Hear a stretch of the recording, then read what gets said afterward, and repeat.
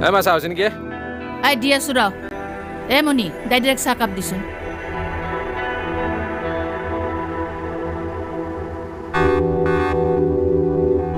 college বন্ধ না কি আজি নহয় কিয় যাওঁ না তেনেহ'লে মোৰ আজি ক্লাছ নাই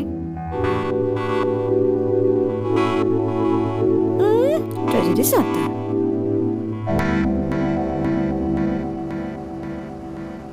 মোৰে আজি ক্লাছ নাই বাকীবোৰৰ আছে